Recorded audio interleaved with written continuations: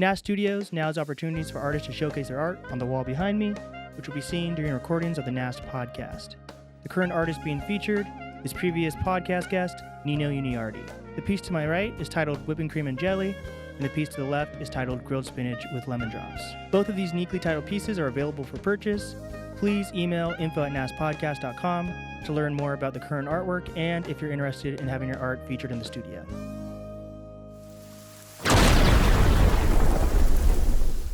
Welcome back to the podcast, everyone. Today I'm with, I'd say, a social media personality at this point, and all-around furniture guy here in Seattle. He goes by Stuff in Seattle, but his real name is Colton Brown. Welcome to the show. Thank you. Of course. So yeah, I recently, about a year ago, I opened my space here now, and I was like looking for a ton of different furniture, trying to get as many deals as I could, and literally at one point I did look up just like stuff in Seattle and furniture in Seattle, and like for what, somehow or another your SEO for that just like works out perfectly. But with the name like Stuff in Seattle, like across socials, are you originally from the Seattle area? I've been here since 2013 on and off. So I'm from Montana. So from Montana, I think I've been to Montana once for like, I was in like a marching band. Okay. And who's Go Grizz? That's Missoula? Yeah, University of Montana. Yeah. Missoula, yeah. So I've been to a Grizz game and like did like the halftime marching band. I haven't even been to a Grizz game. Oh, there we go. Nice. So what brought you up to Seattle from Montana? Yeah, I went to university here. I got kicked out of university here too. Yeah, but I came here in 2013 as like a freshman at Northwest University. So, okay. Yeah. Why'd you get kicked out? Now we have to know. Yeah, Northwest, not fair. Yeah, no, I moved off campus. They're like an extremely religious school, and I had done technically nothing like against the student rules, but I moved off campus as like a junior, and I was 20, and they were like, "You can't do that," and I was like, "I think I can," and then they just kicked me out. So, yeah. But then I went to SBU. I transferred like immediately, and it kind of all worked out. So got it. Yeah. And what were you going to school for exactly? Communications. Okay, that's what like everyone does, right? Yeah, it's when you're like, you need to go to school. So I'm like, what's the easiest possible thing I could do? Is communications. I didn't go to classes for like an entire semester, and I got like a 3.8 that semester. Okay. Yeah, like I literally skipped all my classes. I had it lined up. It was terrible. Like I really regret not learning more. Like I'm in loans for that. Oh no. Yeah. Skipping school, but that's okay. But didn't Joe Biden like do something? Or I how don't does know. that That's work? what I'm trying to tell Nell that. They keep calling me and I'm like, I think Biden forgave this. Like I don't think I have to pay this actually. So yeah, that's all you have to say. Yeah. I don't think hello, this is collections. Joe Biden said I didn't have to do this. Yes. Daddy Biden said I don't have to pay. Oh my gosh. So for Northwest, are you a religious guy at all, or did you just go and like didn't realize? Dad's a pastor, was a pastor. Okay. Still a Christian. It's a very complex. I could talk about it for hours, honestly. Concept of like, yeah, God and what you believe and how you think the Bible is interpreted and that what that means for life and all that kind of stuff. I still very much believe in God, but it's always a struggle religiously to keep with the way the world is and the way life is.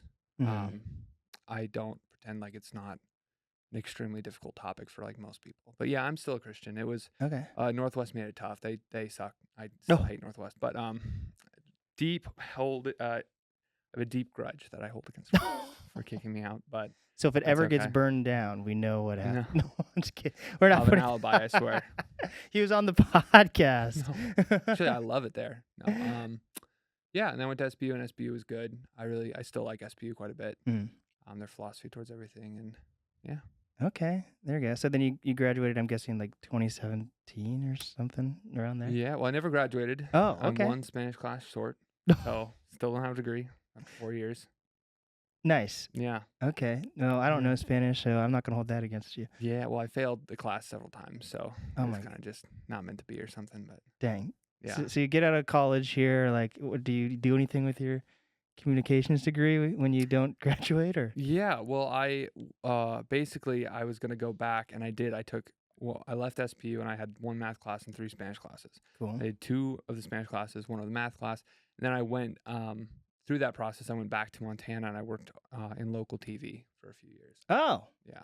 Like as a personality or like grip work or No, they what? tried to get me to like audition to be like a weekend anchor, but I really didn't want to do it. The pay is terrible. The pay was terrible for me too, but I could quit. They wanted you to sign like a contract if you were a Uh, personality. yeah. And I just it wasn't for me. I directed, so I was on the control board for 2 years. Well, Oh, almost 2 years. Yeah. wait. So how'd you get into that though? It's just like, I Montana, they have like markets in TV, right? Like mm, Seattle is like I think number 12. Like Seattle's up there, so mm, you get paid more. It's a more intense market. But once you get down to like I think I worked market 192 and 212, something like Helena, Montana, and Great Falls, Montana are the two places I worked, and they're desperate and they pay nothing. So it's like I better to work at worked, fast food than yeah. They that. were like, I remember we were trying to find an anchor and we were going through, we had like, I think only like 10 applicants Yeah. and it was really bad. Like they were all terrible. And then we hired a guy who, um, he, qu- or no, he was fired after like a month and a half because he kept freezing on camera. And he was just like stare at the camera. We were live on TV, and I got in his ear and I had to like scream at him. Like it was tough. It's does not literally like you're salaried at 36,000 a year Oh my to be gosh. yeah. It's not good. So the talent pool. It's when you can't just skip. So if you like go to a good school or a decent school and you have a good reel, you can send it to like mid 100s and you'll Mm, probably get hired. But yeah. once you reach towards the end of that, like you really want to be from there or something to get like the reason for you to be there. You know what I mean? Because Hmm. most people don't actually want to work those places. So Dang. I worked as a PA, and then I knew Photoshop and a Premiere from school, and then I got hired on as a weekend director like 2 months in ish, because I was like helping the director with stuff, and then I got promoted to like at a different station, same company, to like weeknight director, in Helena, and that's Wait, so been break for down again. years. What does a director do for the news? Because that's probably different than like an actual movie Yeah, or. no, it's not creative. I thought it would help me break into like the TV industry because I wanted to be like a TV director. Yeah. I wanted to do more in actual like television at the time. Basically, you get a script that the producers write, and then make sure that the camera people are in the right places. You make sure that the timing is all right. Like you have to look at the time of what they're saying. You get in their ear and you let them know like they have this much time left or they have to fill this much time. Mm, You cut to commercial. Like it's basically you're just quarterbacking somebody else's playbook. Like you don't yeah. really have a say in anything. It's not like a sexy position at all. You're literally just in the booth, like telling people what to do based on the script you're reading. Mm. And then and I didn't realize this at the time, but it's such a small market. You're supposed to have a technical director and a director. So somebody who tells a technical director what buttons to push. So you're doing both. I'm doing both. I That's have a script in crazy. one hand. I'm pushing the buttons live with the other hand. So yeah, like you're not. Most people don't do that, but Yeah. yeah. Damn. Okay. I would not. I can kind of see you that in doing that a little bit. Yeah. Okay. So like, but then you left that. You didn't like find anything else in that. Are you not in media currently? You're No, not just. really. I mean the YouTube, Instagram, and like TikTok and stuff, but no, I got burned out. I was a wedding photographer before that Oh through wow. college. That's how I kind of made money. Um, I DJ weddings currently. nice. Yeah. Yeah, they're really fun, or they can be. They can also be Yeah. nightmares. Yes, It's I like can. kind of a 50-50 shot there, and the Like every brides and time it's 50 yeah, 50. yeah. It's either gonna be like one of the best times of your life, or you're gonna like want to get home. Yeah. Yeah, or they're not gonna want to feed you, or some weird Yeah. like you have to eat last in a separate room. Yeah. But yeah, no, I did that, and then I got into media, and I didn't really do anything after that because it burned me out. Like, it's something that I love to do. I still love to go take photos and do. I'm filming more videos and stuff for the business and the YouTube, and I love it. But when you do something that's like adjacent to what you like, Mhm. it's it's diluting what you like every single day, and like then you just start to not like it anymore. You know what I mean?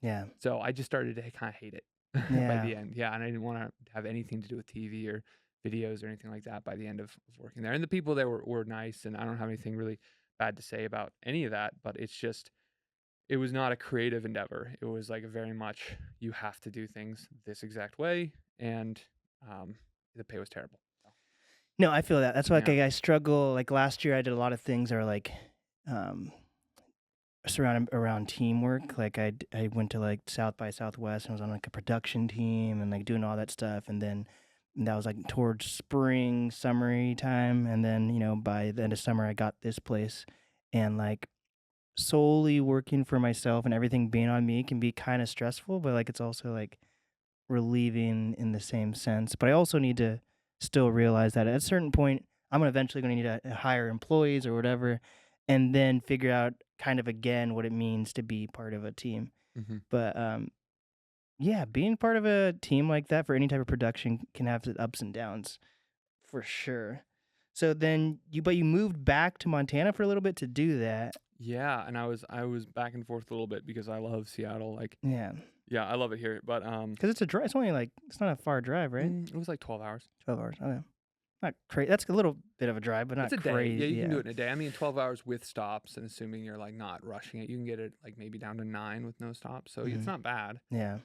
It's doable in a day. And so I was visited a bunch, but then I moved back in 2019. So 2017, summer of to like summer of 2019. I didn't live in Seattle. I lived back in Montana. Damn. So you got back right before COVID. Yeah, yeah. And COVID hit. Yeah, That's wild. yeah. Do you prefer are you happy they ended up in Seattle versus Montana for COVID or? Oh boy. Not really. I mean, that was kind of. I met my wife in 2019, and Oh so wow. we were dating, and we saw each other every day during the pandemic, and that was great. There was a lot of financial stress, Mm. but like the actual being able to see her all the time was super worth it. Um, that was awesome. But as far as like the rules and everything, no, Montana had a lot. They were actually really weird. The one time I visited, it was a mixture of like people who were really, really afraid of COVID and people who were like telling people to take their masks off. Yeah. It was like a very odd. As far as just like land and time, if I had time to just do whatever I wanted and no bills, that probably would have been worth it because the cost of living is like a quarter of what it is here. Hmm. So Damn. yeah. So that's cool. So you end up back here in Seattle, and then how does this like furniture stuff start? Is this something that's been like a lifelong passion of yours, or kind of like a flip thing during COVID, or? Yeah, there's like a ton of different ways to phrase it. My wife always tells me that the way I'll phrase it to be like the least romantic about it. I needed money, and I would sit on Craigslist and refresh the free section and just grab free stuff and sell it. And that's Mm. at its core what it is. I love mid-century modern furniture. Like what it became is because I love design, love the way things look. I love working with my hands. Like there's a lot of things I really love to do about it. And I managed to like push the business more in that direction instead of just like flipping couches and stuff. Hmm. And so I was able to, learn to restore stuff and then get the furniture that I really love so I can like take photos of it and sell it and all that kind of stuff. So what was the first piece of furniture you ended up getting? I got for free during the pandemic, I got a Dania sofa. Okay. Yeah. We'll have to pull up a picture of that. I have no idea what that is, but it It's sounds like cool. it's mid-century modern style from a big furniture company named Dania. It's not vintage at all. Uh, It was literally I just got it for free out of somebody's garage in West Seattle. They all had their masks on. I loaded it up, and then like a month later, I sold it for $400, and I was like, okay, well, this could what? be. I could keep doing this, I guess. Yeah. So how did you price that versus like now you probably know enough research and like Yeah. sold enough stuff, but for that, how'd you know what to price it at? I kind of just guessed. I went and I looked what it was online, and like new Yeah. sofas from Dania can be like $2,000 to $3,000. Mm. And I cleaned it. There was like a stain on it that I had a little like wet vac, and I cleaned the stain off, and I just guessed. I was like, I think somebody would pay 400 for Yeah. this. So Okay. yeah. Got it. So like, but you had no interest in this before COVID, really? I always had like I was really into thrifting, and I got all of my furniture that I could that was vintage and cheap and stuff for my apartments. But not this was never like a plan. Mm. But how'd you become handy then? Is like literally YouTube or? Necessity, yeah. Really? Yeah, YouTube because I didn't have. We blew all our money. I had a business between the TV job and this. I had a business that we were going to sell beef, like rancher raised grass fed beef from Montana here, and then seafood from Alaska to Montana. And we had started it, and we had a few customers, and then the pandemic hit, and our customers were like restaurants, and Yeah. we had dropped like 6 figures into the business, Oh my gosh. and that was all our money. And so like COVID just went, and then I had just got married in 2020, the end of 2020, and um, just with like our finances and stuff, I was like, you cannot go spend money we don't have on stuff. So that's why I didn't get like I could have been getting stuff and buying like $400 things, some for like 800, something like that to Mhm. try to do, but I was just getting free stuff based on like I cannot waste money right now. Yeah. So Beef and salmon though? Like how did you yeah. even come up with that idea? Yeah, my dad grew up on a ranch, and so Okay. he wanted to try out a business. and I love him, and I wanted to help him with it. And so I decided, like, I hated my TV job, and I was moving back to Seattle, so I was like, yeah, I'll try to start this with you. And I like DoorDashed for money and stuff while we started it, and we took a little bit from that, but yeah, it was. I mean, it's not a bad idea. Still, it's just the timing and the implementation. Like, I learned so much about business. We did so many things wrong Yeah. to start off with. It was crazy. Like dropping 6 figures on a business where we didn't have any, like we had no customers. Yeah. We just had an idea and like a business license and stuff. But like Damn. And did you guys have any connections or we like? knew and still know some ranchers who have like tremendous. I grew up eating their beef. Very very good. Completely different than what you find in like Walmart. Yeah. And so when people taste that, you can get them to buy it most of the time. So what does your dad do now then? He went from pastor to beef guy to to retired or something? post office Oh. driver. Well, yeah, he's like a contracted with the government to drive for like the mail. Okay. Yeah. Yeah. Shout out to Pops. Salute. Yeah. Damn. Okay. And he's in Montana, I'm guessing. Yeah. Yep. He's still in Montana. Just grinding away out there, and then he'll retire soon, I hope. Yeah. Yeah. How old are you? I'm 28. Wow. Yeah. You could either look really young or really old. My wife, I used to get like a few years ago before just a massive amount of stress. People like would card me to buy spray paint when I started. And now like my wife says I look on my mid to late 30s. So Wait, you have to get carded yeah. to buy spray paint? Really? Yeah, you can't be under 18. Like you're not supposed to be under 18. Because you can huff it or something? I don't know. Or maybe that was just like the Home Depot workers being weird. I don't know. But I got carded to buy spray paint. Yeah. Damn. Yeah. I feel like you've had like just a total different life than me, and you're like only 20. I'm 23. We're only 5 years separate, and that's like a whole nother life that you've had. And you're married and have a kid. 2 kids. Yeah. 2 kids? Yeah, 2 kids. Oh my gosh. Yeah. I mean, for Seattle years, I'm like 45. Like Yeah. I had a girl tell me she was 41. She was like, I just can't have kids quite yet. Like I'm waiting. I was like, what are you like? You're waiting at 41 to have kids to like find like, geez, Oh I don't my know. gosh. Also, it's like, yeah, I mean, people around here really wait a while to have kids and do the whole nine. But Yeah. Maybe it has to do with like economy or something. yeah, I mean, don't you know. can't afford like it's crazy. You can't afford. No one can afford kids in this economy. Like No. my wife stays home.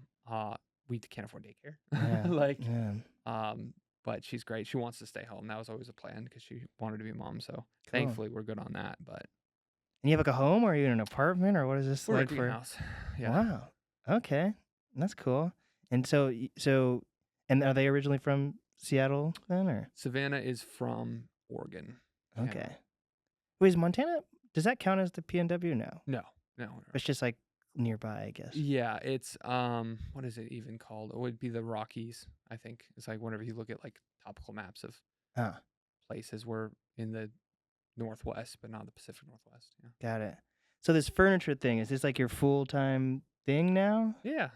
Damn. It's been my full-time thing since 2022. No, since 2021. Wow. Yeah. We're 3 years into full-time, yeah. Okay.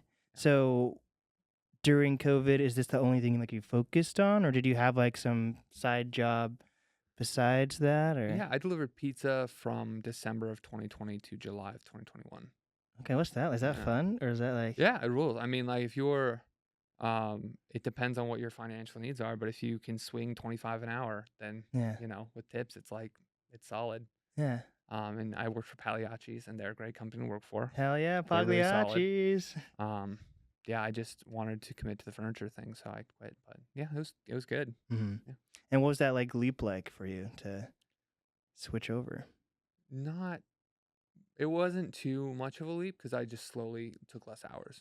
So I kind of made sure that the off ramp was steady, kind of. I probably still technically should have, taken a little longer. But my friends, I was 25 or 26, and my friends had tech jobs and were making like mid 6 figures.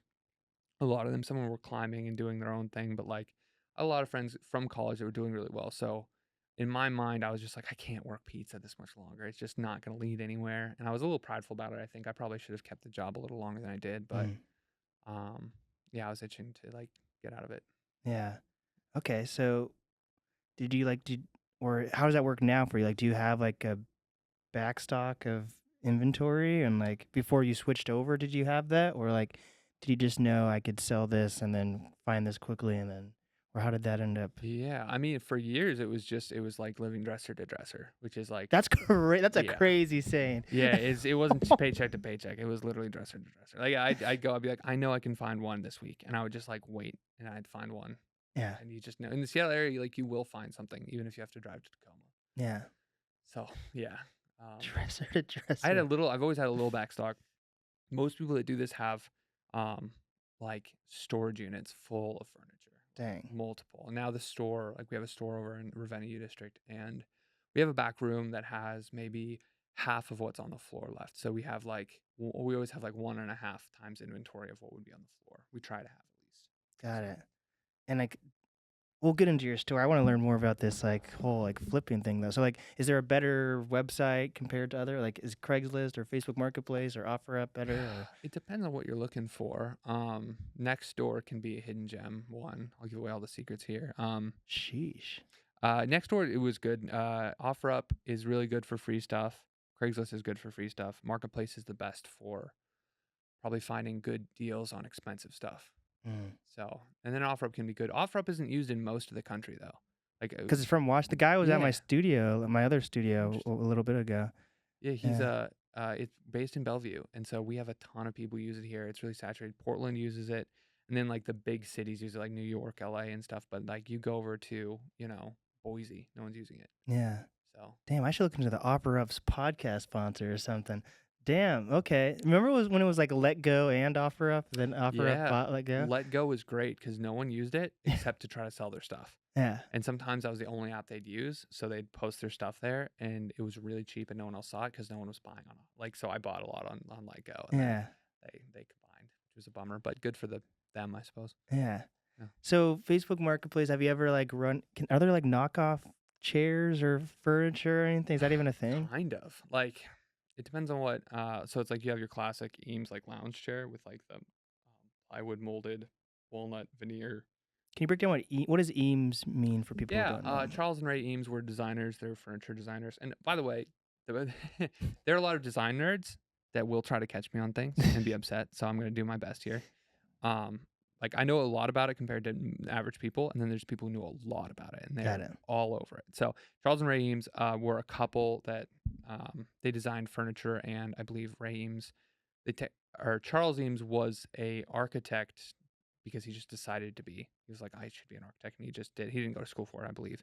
And then Ray helped him design a lot of stuff. Kind of didn't take a lot of credit because she was a girl in like the 40s and 30s. Got it. So she was kind of just like behind him, but she apparently did a lot of the actual design work, which is interesting. But they then made a lot of iconic furniture designs, which when you think mid-century modern, you often will think of like the Herman Miller Eames chair Hmm. with like the wood base, the leather like tufted pads, and Google it if you don't know what I'm talking about. Hmm. Just Eames chair, you will see what I'm talking about, and you'll recognize it. But Okay. So what would these be called? these, like just swivel lounge chairs, I'm betting they're like either West Elm or based on something from West Elm. They have a lot of stuff like this. Okay. Yeah, Nice. I don't know. I just got it from one of my friends. nice. Okay, but like, so every piece of furniture is a certain era. Is that a thing? Or if I just make a chair though, that doesn't mean it's like specifically Yeah. Eames or whatever, right? Yeah, we can get in the weeds a bit. Mid-century modern, like Eames is a specific couple that designs Mhm. stuff. So anything that's Eames has to be designed by them. There's Oh, a Plycraft Eames style chair, which people like an Eames chair, an actual like Herman Miller Eames chair goes for like 5 to 8 grand most of the time, 4 to 8 maybe. So it's damn. like actually Herman Miller has the stamp on the bottom. Plycraft, Charlton, and Selig all made Eames style chairs, which most people aren't going to tell them apart unless you're really into it. You can tell like there's a different number of legs. One has like a base of 5, the one has a base of 4. Like the actual Herman Miller is like tilted back, and that they all the Herman Miller has like the Herman Miller on the bottom. And so when it's like knockoff, it's when people who really like that style, I wouldn't call like Plycraft knockoff Mm, because they're larger. They're kind of a knockoff. I wouldn't directly say that. It's like this is where you get really into the weeds with design stuff. dang. I like them. They're still worth a decent amount and they're vintage. The new Eames style chairs that aren't Herman Miller are mostly garbage. So you can buy them right now for like $800 on Amazon new. Got it. Very uncomfortable. Like none of the padding does what it's supposed to do. It's like an abomination kind of a chair, which is unfortunate. But Yeah, and then you've got, like, these are probably, these are, I would say, mid-century style, like, they're trying to copy what was, they're definitely not vintage, but Mhm, they're copying what was of the time, so if you get to the purists, you would say this is mid-century modern style and not mid-century modern because it wasn't made from, like, the late '40s to early '70s is kind of the cutoff, mhm. And, like, but mid-century modern is the most common furniture you'll see in houses? Or kind of, I don't know if it's the most, I would say just modern, like, the most common furniture you'll probably see in houses is from, like, 10 years ago to 20 years ago, okay. probably. Just because like, your mom and dad bought at, like, Crate& and Barrel, as an anniversary present or something. So they get a little bit dated in most houses. You don't have, like, brand new stuff. And the Mhm. brand new stuff, I mean, you've got, like, Joybird, like Crate& and Barrel, West Elm, Pottery Barn, who all right now have very similar designs to, like, vintage mid-century stuff. And some of that stuff's just pricey for no reason, right? Or do you think it all has Some of it is. It depends on what it is. Um, yeah, it's like some stuff is really high quality and they put a lot of effort into it and their margins aren't super duper good. mm, A lot of the stuff is terrible quality and their margins are amazing for, like, damn. new people, yeah. So, like, a lot if would you say, like, most stuff you get from Crate& and Barrel, it won't be, like, vintage ever? Or It would be vintage in, like, 20 or 30 years. I just think because it's, it's like, 30, old? yeah, so vintage, like, just by definition is, like, 30 years old, Got I it. believe. But it probably wouldn't have, like, a high resale I don't value. know I in the don't know. future, man. Like, Oh, it alright. doesn't, yeah, I couldn't tell you. There's stuff that you would have never thought would be, like, people would really buy a lot of, and then they did all those, like, wicker, like, a few years ago, boho was super in, so you'd get, like, wicker chairs and stuff that were selling for, like, Yeah, tons of money, yeah. and so it's just whatever's popular at the time Huh. of is what sells well. But you don't think of, like, the stock of do you think about that? Like, the stock of whatever furniture you have and, like, how it'll raise over time? Or, like, when you're thinking of a piece of furniture, you're just like, Oh, yeah, like, that's where if you buy something that's, so do you know what Knoll is? mm, Like, so Knoll, that's a very expensive, by Florence Knoll. It's a very expensive company, mm, and their stuff typically with time, if you buy it used, you're gonna sell it for right around what you bought it for or more if you hold on to it for, like, years. So people who have Knoll stuff now from, like, 10 years ago could probably sell all their stuff for, like, more than they bought it. dang. They didn't buy it new. Yeah. So yeah, for sure, if you're trying to buy furniture, that's why you look at brands and, like, ages of things. If you're trying to make, like, an investment and buy smart, where you're not going to lose a bunch of money the minute you try to sell it. Right. Whereas, like, Joybird, you're going to lose a good amount of money. Wayfair, you're going to lose most of your money because no one really wants Wayfair stuff. They just go buy it new for that price. Yeah. So Way fair. Fair. yeah. So, like, what type of furniture do you has the most, like, resale value usually?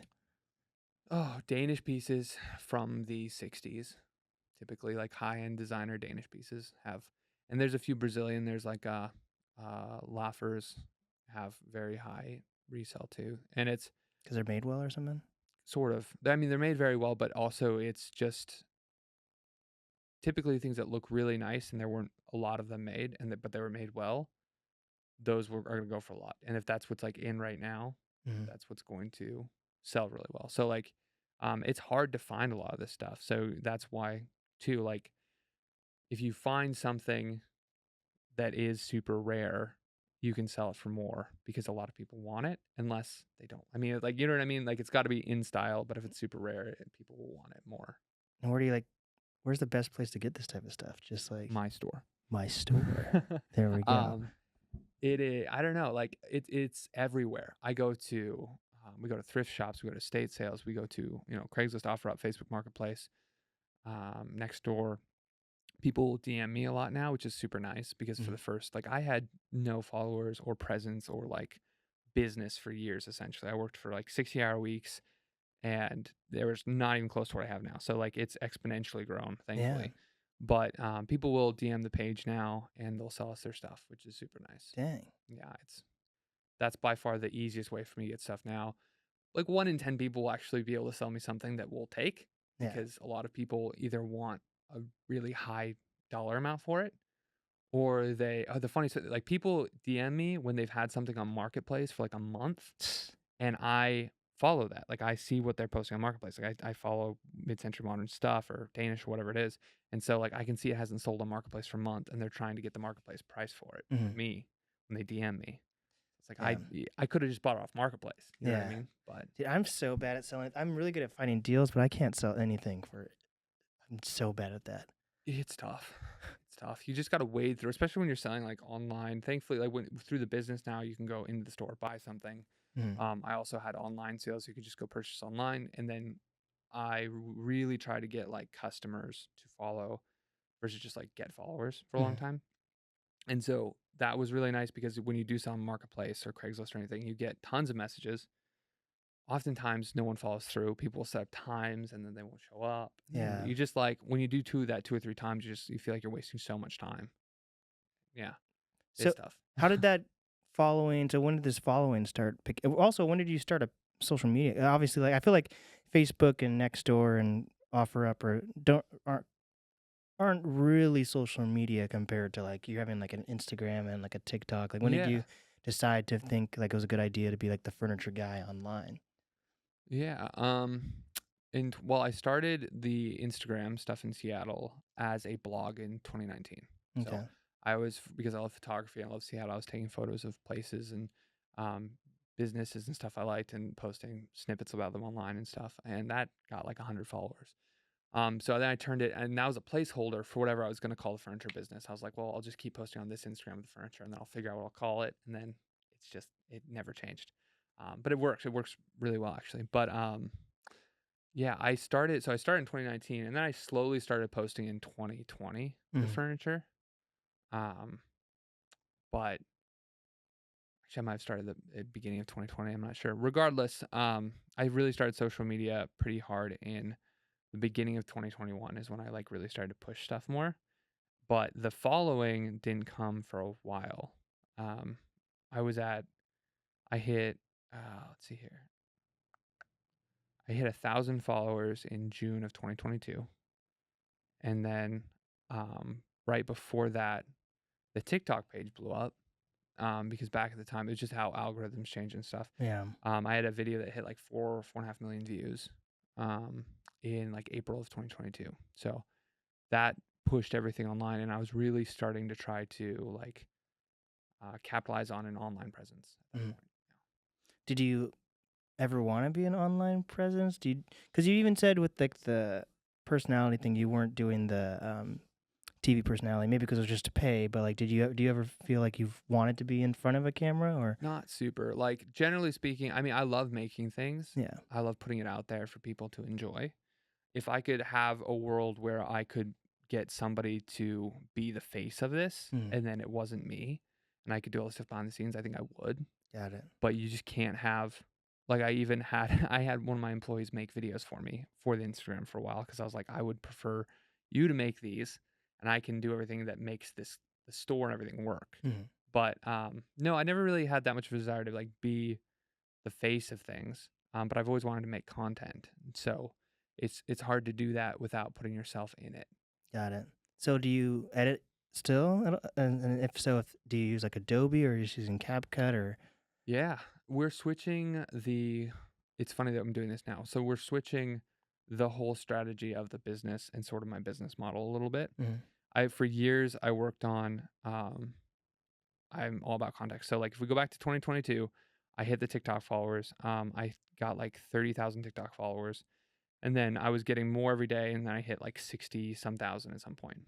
But then my son was born who has cerebral palsy. I was in the NICU for a month, and we sued the midwives that delivered him because they were essentially, I think I'm legally allowed to say they're at fault now, but in my mind at least, they're Mhm. at fault for his cerebral palsy. Wow. So it was a really tough time, and then like you just can't film much of your own life when you're suing someone Yeah. because they're gonna have all of this footage that they can go through and they can go nitpick anything they want, like depositions and stuff. Yeah. And so I held back on TikTok for years. Kind of, I like slowed way down on posting any personal stuff, and I didn't really post to YouTube or anything like that. We settled the lawsuit, thankfully, and I'm going to pick that part back up to try to capitalize more on like TikTok and YouTube and do that and push. Hopefully, it will just work together to where we have the content that comes out that pays some in advertising, but then it pushes people to the store too, so we can kind Yeah. of have both ends there. Dang, that's super cool, man. Damn. Thanks. So when you're recording, are you just using just like a phone and mic, Um, or do you have any mics or cameras that you've been yeah, using? Or? I have a Blackmagic camera, Okay, there I so see you. yeah, for YouTube and stuff. I have my phone. I also have like a DJI the selfie stick camera. I forgot what that's called. Yeah. So it just depends on what I'm doing. A lot of it's phone. I think that like highly produced content is not moving as well on Instagram and like TikTok. You're telling me, dog. Oh my gosh. Yeah, yeah. So it's tough. I mean, like I think YouTube videos still do really well with like highly produced content Mhm. and long form stuff, which is why I have the Black Magic. We're gonna start releasing videos and stuff. But yeah, for the short terms or short stuff, I pretty much just use the phone. Yeah. Yeah. Cause like Instagram like downgrades the quality, even like the audio quality. So like Mhm. if you like put a 4K thing, it's definitely not going to be in 4K. No, not at Yeah, all. Yeah. so it's freaking annoying. So before you, let's get into your store. But like before you had your store, you were still posting stuff in like you had like backdrops and stuff. Where would that Yeah. usually take place? Oh gosh. So I worked out of a storage unit for a Okay. long time. Like the in 2020, we'll do a quick timeline. 2020, I started. We were one of the only people I think paying rent in my whole apartment building. Oh my gosh. It was tough because they were only half full, and I overheard a conversation between like the leasing people, and like no one was paying rent because you didn't Yeah. have to. So I used, just knowing that, I used the parking garage to like sand stuff down and store furniture, and they didn't say anything. It's like, "Ugh," I think it's because I was paying rent. Yeah. But so I did that, and then I got a proper like storage unit to store stuff. And then we moved buildings, and there's a building with a storage unit in it in Kirkland. And so we were in that apartment, and I would work out of the storage unit in the building. But it was tough because you couldn't have any fumes or anything because there Yeah. was no ventilation. And so that's why if you look like back to 2022 and 2021, I painted a ton of stuff. Like, I used to paint because like you In can the do that. sand. Yeah, you can do a little bit of hand sanding. It's Mm. not going to get the stuff in the air, and then you can use like chalk paint, and there's no fumes, so you can do like a lot easier. And then I'd go sand in a park and ride when it wasn't raining. So Oh. I'd load everything up to a park and ride in Kirkland, and I'd sand with a sander with a battery in it. Did anyone ever like what the? Not really. I went to a corner where there like nobody was, and I was like, I sanded there all the time when it was sunny. So if you ever Oh. saw me and like saw some random dude in a pickup truck in Kirkland or park and ride sanding furniture, that was me. Um, That's crazy. yeah, it was kind of just by any means, you know what I mean? It Yeah. was just like I would go to like if a bunch of people were there, I would go to like a dirt road in a park or something. I was like, I gotta sand today, and I can't do it in the apartment complex, Dang. so I'll find a place. So But that's if yeah. you're really into something, you'll go to those extremes, Yeah, you you gotta know? figure it out because I mean, I never had the money for a shop. Like I started with no Yeah. money, and all the money that we built from was from money from the business. So it's not like I ever had any outside really injections until like actually this year I took a small business loan. But besides that, Mhm. until this year, I didn't have any outside like money at all.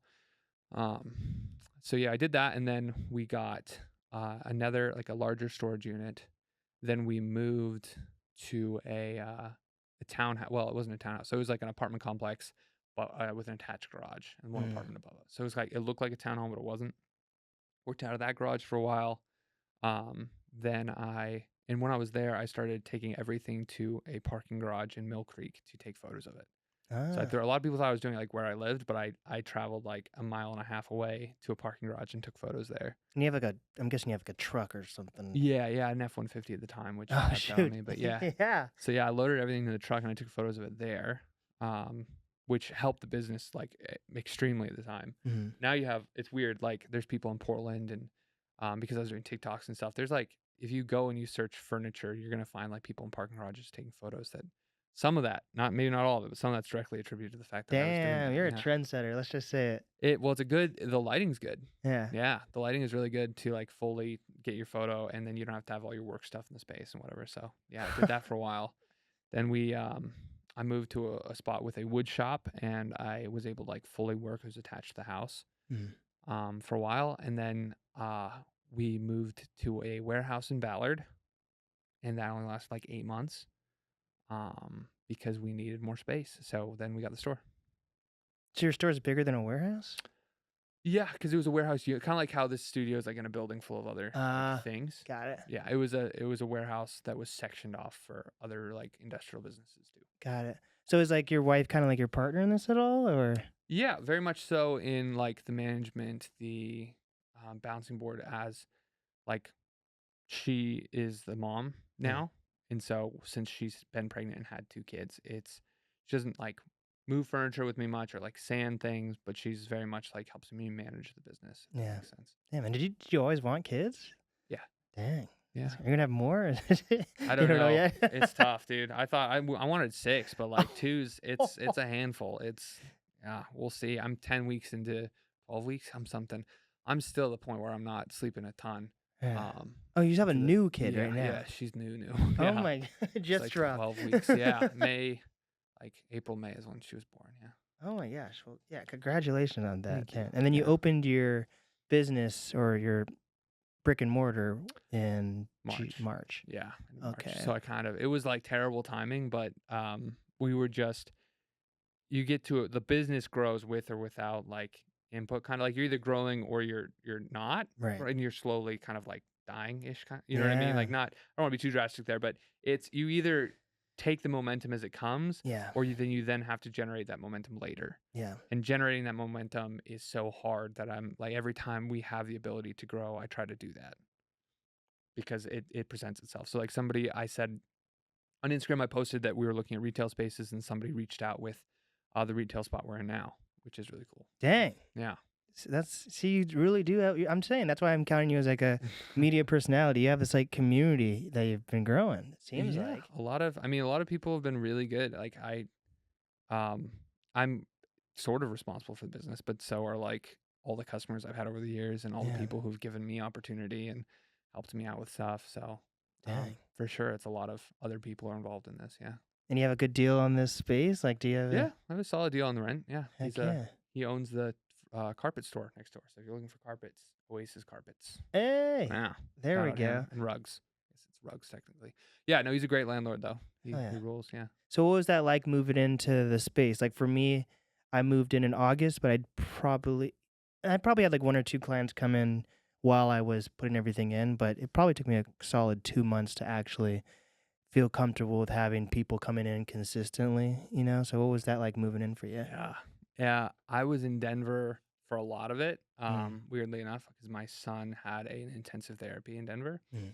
So we went to Denver, and then kind of like the last week there, I had the move and I had friends help. Shout out like Ben and different people, our vendors. Like I have a vendor in the store, Derek, and his wife Allison. They all helped move the stuff. And then I got back and we redid the floors, we painted the walls, we moved the furniture in, and then we opened. So it was like 3 weeks, I think. Yeah. But we still sold furniture through that entire time. So like we never closed.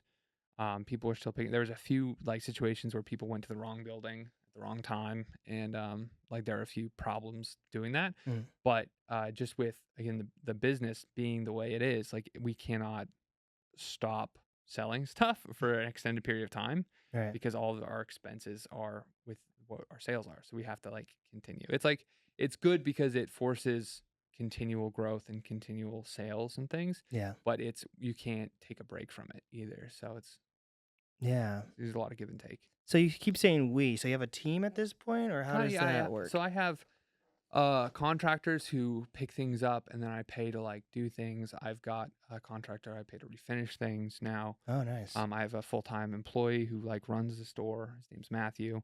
Shout out Matthew. Yeah, I don't know if you met him. He knows Nash, who was on your podcast. Okay, there we go. Yeah, he's friends with him. Yeah, so he's also my photographer. So he does the photos and runs the store. And yeah, the vendors, I have multiple vendors. I have somebody who does smalls.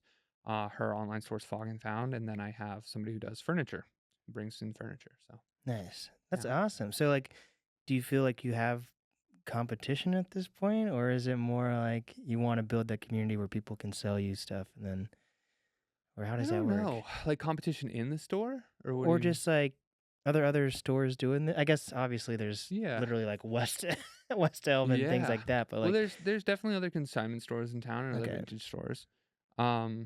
Like technically competition, yes, but I mean, nobody's really doing it the way we're doing it for the most part. Mainly because I think like the younger folks that are doing this are like 41. Like Yeah. I'm a good decade Yeah. younger than most people doing this or more. Like so it's Yeah. just the social media, the YouTube and stuff. Like people generally, if they're doing it, they just don't have as good of a handle on it because they didn't grow up with it. Mm. Dang. Yeah. This is exciting though. Because this is probably just like the beginning for you, right? Do you feel like this can go wherever you want it to at this point eventually, or? I don't know. I mean, I'm optimistically cautious. Yes, Yeah. we've got plans to open one in Denver and open one in Portland and open one in Austin. Dang. So those are the future. So yeah, I think Oh. it's gonna grow and become its own. It's like I don't think I'll be as involved in the daily operations. Um, and I'll be able to focus more on expansion and marketing and that kind of thing. And we're doing more like we're gonna do more videos. So I'm Oh, planning a video right now to try to get a lot of views. We'll see. Like we're heck yeah. pivoting right now to get more followers versus like customers. Got So it. yeah, Can you give us any like hints on like what is the change? Like what is it? yeah, like we're just planning on doing more videos that we're purposely planning out to reach a larger audience. So like more YouTube, more um just yeah, like so the plan right now is so I'm gonna put myself on timeline here. We're gonna slowly try to replace furniture at my old university until they notice. Okay. Yeah, so that's something I'm trying to do this week at SPU. So shout out SPU. Hopefully they're cool with it. With cooler or worse furniture? Was that? With cooler or worse furniture? Better, Okay. hopefully. Hopefully we're giving them upgrades here. But yeah, we're gonna try to do that and just like try to come up with better content ideas to reach more people. Yeah. Generally speaking, like almost all my followers are in Seattle, so like I have a very Wow. localized following. That's good for me, man. I've been like struggling with like winning over. Like I have a good Seattle chunk of people, but like like I'm like the main podcast studio in Seattle, and I feel like I need more of this like Seattle support versus I have a lot of like industry support and Right. like record labels and PR companies and stuff like that. But I'm like, I need the everyday guy walking down the street to be like, oh my gosh, that's where NAST Studios is. That I know like this big artist is about to go to that studio to record or whatever. So Yeah. I'm trying to figure that out. I'll give you this is some insider baseball. I was supposed to have what's his name on until all that stuff blew up. God, Steve Hickey, you know Steve Hickey? No, who's Steve Hickey? The guy who does he's like he has the beard, he's a white guy that he's like a media stringer, media.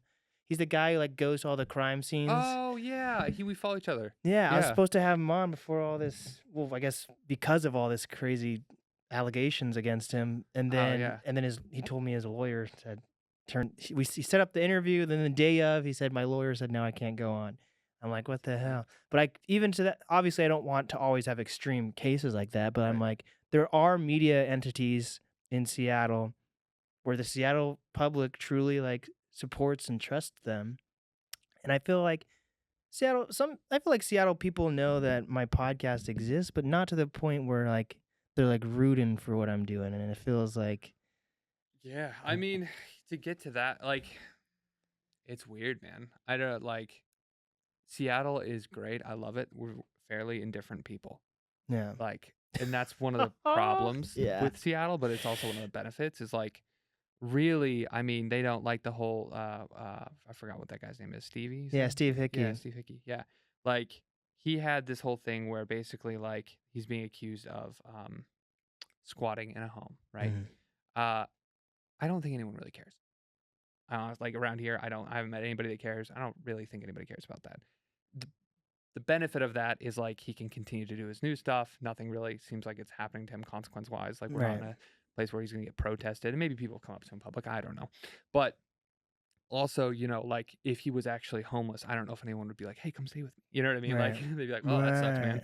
Right. So it takes a lot to get people to really care about like what you're doing, especially here. I feel like, but um, I don't know. There's benefits and there's negatives to that. I like it a lot because I grew up in a very small town in Montana, and everyone cared about what you're doing, no matter what. Like we had literally people drive like past our house with binoculars, stressing the windows. Like it was wild. 3,000 people. Dad was a pastor, so people were just curious about what we were up to. Like too much.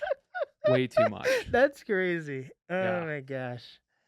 it was too Okay. much. Yeah. So the grass is always greener, I guess, Yeah. type thing. Yeah, but I mean for your Damn. like your podcast and stuff, I don't like I listened to a few episodes and I don't know if I followed you back yet, but Oh. I will. Um yeah, I think just yeah, posting like getting people to know you, just keep posting like more personal content and stuff. Yeah. It's weird because that's also the negative of like the store and being like more in the face of the business and stuff. Like if I'm not part of it, I can't quite separate myself from it. Mhm. Um, literally like sales will go down. Yeah. Like I've done that a few times where I slowly start to like pull away and just try to do things in the background and sales like fall off. Mm. So like you being a part of something and being like the face of it, you also just have to be like people have asked me and they've kind of stopped. They're like they asked me, "Are you stuff in Seattle?" It's like, "Yeah, kind of." Like I own the business stuff in Seattle and I'm Yeah. trying to be like this is the business and this is Colton. You know what I mean? Yeah. That's why I didn't name it like after myself or anything. Yeah. Colton's furniture. Yeah, no, I'm trying to get like this is the business, this is me, but they really do meld. Um, in order for people to really care about what you're doing, you have to like show who's behind the thing that Yeah. you have. See, that's another grass is always greener on the other side thing of like, I literally reached out being like, I want people to know more about you, right? But then at the same time, you're saying I should have more content about me, which is true.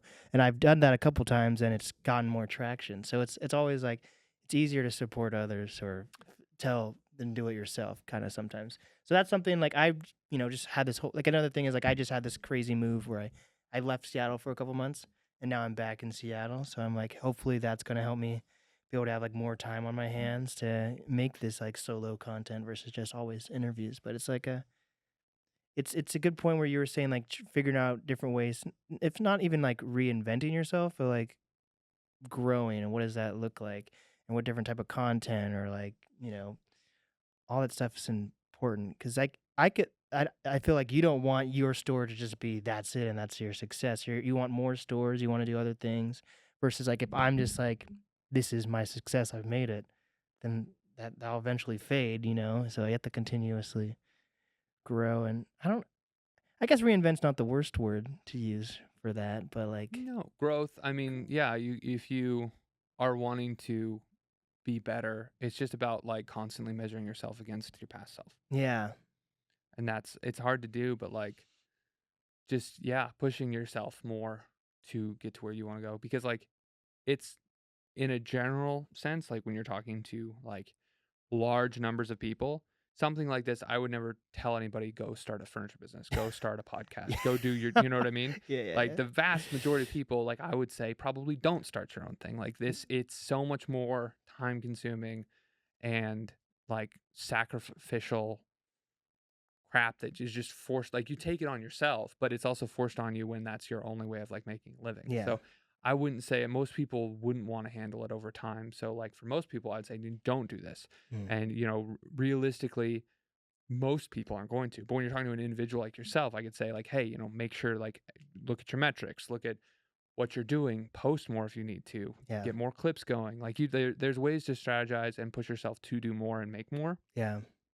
But that's like on a very individualized basis. Mm. It's like you as a person, I can see that you have this and you've committed to it for years now.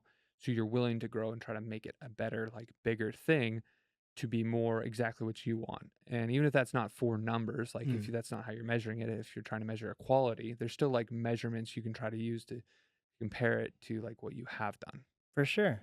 100%. Well, you're a cool guy, man. I'm Thanks. excited to see how this thing continues to grow, your company, your social media, your kids, Yeah. like seems like you're on the right track so far. Thank you. Yeah. Is there anything else you want to like promote before we get up out of here? Not really. I mean, I've got stuff in the Seattle store.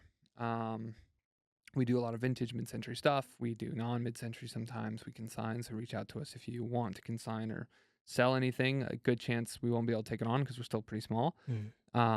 But check out I can send you a link, I think, to the stuff. But we have a YouTube and TikTok and Instagram and all that stuff. So Heck yeah. We're the wave, man. I'm telling you. Like we're all Nash, me, you, we're all around the same age, we're doing this media thing. you know, we're all in different fields, but all doing media to a certain extent, you know? Seattle Like, will care. yeah, Seattle will care. What's so sad about that is like every time there was 2 people around here, and not to like extend the time here, but there's 2 people. There was a real estate agent girl. I don't know if you remember or know who that is. She has like over 1 million followers on YouTube or subs on YouTube. She was huge. Like I forgot her name. I really wish I could like shout her out. But was here. She lived in Belltown. Okay. She did videos here, like tours of homes here, and all like very Seattle based.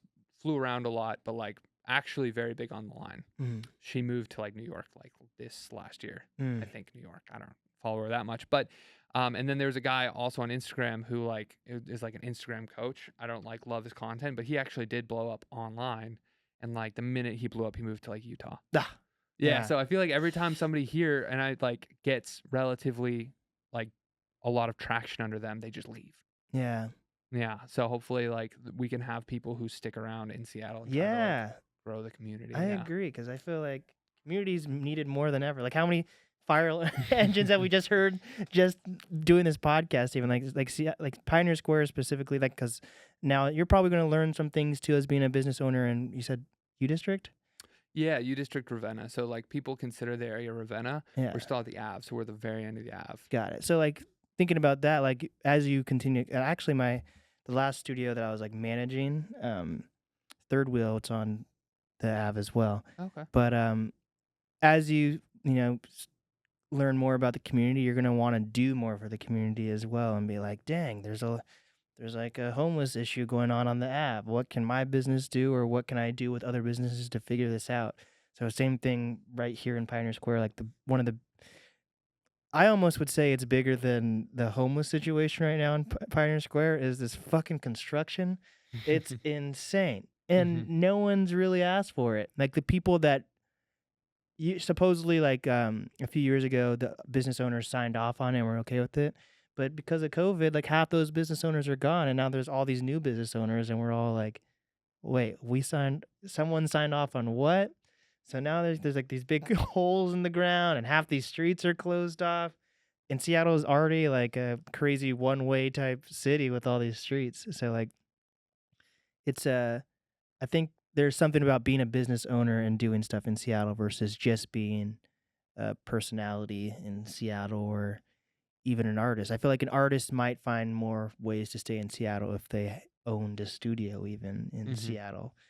But that's also on Seattle for not maybe giving enough artists or entrepreneurs reasons to stay, you know? But yeah, it's hard to break into things for sure. And most like people won't help you or care until you're to the point where like you don't really need their help anymore, generally speaking. yeah. So, and it's good to help. Like, love the help. Love it when people want to like help with business. I needed help like 3 years ago. Yeah. No one cared. And then like now we're at the point where people are helping more and or wanting to be a part of the business in my life, and that's really really nice. But yeah, if you're trying to start something, you have to like create the momentum yourself, and that is like an undertaking and a half. 100%. Yeah. Making the wave out of, I don't know what a good analogy what that would be, but you know, making the wave out of a drop of water. Yeah, Fucking something. Pushing the It's waves crazy. yourself. Yeah. Yes, 100%. Cool, man. So once again, where can people find you? Stuff in Seattle, Instagram.